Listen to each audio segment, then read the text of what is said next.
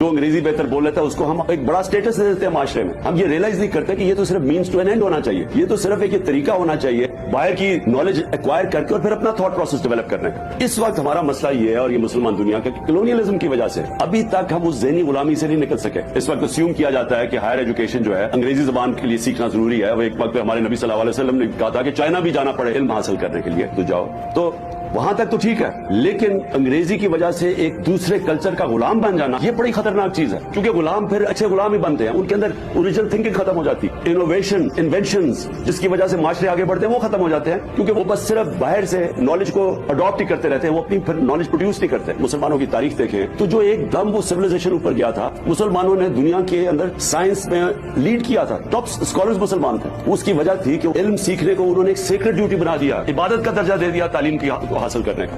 Original thinking آئی جب انہوں نے ٹرانسلیٹ ایرسٹوٹل کے اور گریک اسکالرز کی انہوں نے جب کتابیں ٹرانسلیٹ کی عربی میں, اور پھر اپنی اس کے اوپر تبصرے کر کے ان کو اس تھاٹ پروسیس کو آگے لے کے گئے کہ کیا ہونا چاہیے تھا پاکستان کو. ہم یہی نہیں سمجھ سکے کہ اس کی بڑی ایک عظیم خواب تھا, مشن اسٹیٹمنٹ تھی اسلامی فلاحی ریاست, بیسکلی مدینہ کی ریاست کے اصولوں پہ کھڑا ہونا. نمبر 1 اس کا اصول تھا عدل اور انصاف. یہ جو میری ساری حقیقی آزادی کی تحریک ہے اس کی بنیاد ہی یہ ہے کہ پاکستان میں ہمیں سب کو مل کے رول آف لا کے لیے لڑنا چاہیے. کہ جب تک سب طاقتور طبقے قانون کے نیچے نہیں آتے, پاکستان چھوڑے کسی بھی ملک کا کوئی مستقبل نہیں ہے جدھر طاقتور کے لیے ایک قانون اور کمزور کے لیے دوسرا.